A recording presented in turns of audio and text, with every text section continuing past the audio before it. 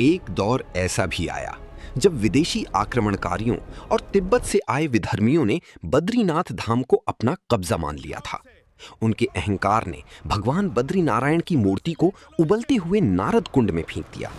उन्हें लगा कि उन्होंने सनातन का अंत कर दिया है, लेकिन उन्हें नहीं पता था कि जिस धर्म को मिटाने वो आए थे, उसे बचाने के लिए स्वयं महाकाल का अंश एक युवा सन्यासी आदि गुरु शंकराचार्य वहां पहुंचने वाला था।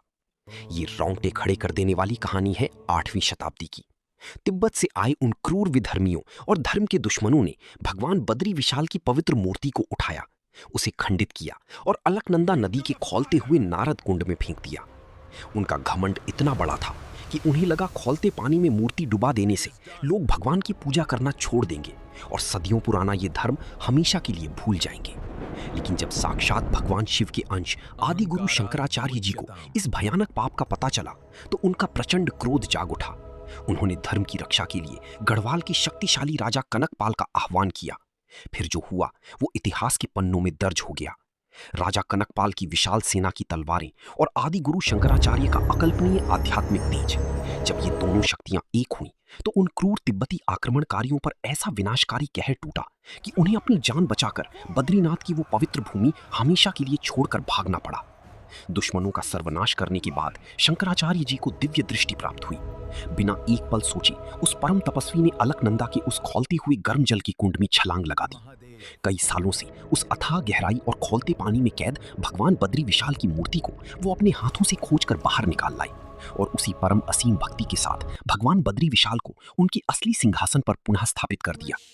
लेकिन आदि गुरु शंकराचार्य जानते थे कि भविष्य में कोई और विधर्मी इस पवित्र धाम की तरफ आंख उठाकर भी न देख सके। इसलिए उन्होंने पास ही मौजूद एक कल्प वृक्ष के नीचे भगवान विष्णु की घोर तपस्या शुरू कर दी। उनकी इस हाड़ कपा देने वाली तपस्या से भगवान श्री हरि विष्णु अत्यंत प्रसन्न हुए। भगवान के आशीर्वाद और मार्गदर्शन से शंकराचार्य जी को पास बहती नदी के जल से एक स्वयंभू शालीग्राम प्राप्त हुआ।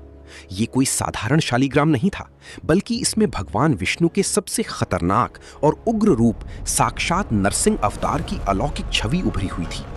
उसी दिव्य शालीग्राम को लेकर शंकराचार्य जी ने बद्रीनाथ धाम के मुख्य मार्ग पर एक नया मंदिर स्थापित किया और आज भी इस मंदिर में विराजमान भगवान नरसिंह की उस मूर्ति से जुड़ा एक ऐसा रूह कपा देने वाला चमत्कार है जो पूरी दुनिया को हैरान कर देता है।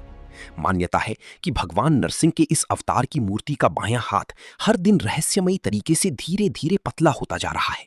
तो कमेंट्स में पूरी श्रद्धा के साथ जय बद्री विशाल और जय महादेव जरूर लिखें।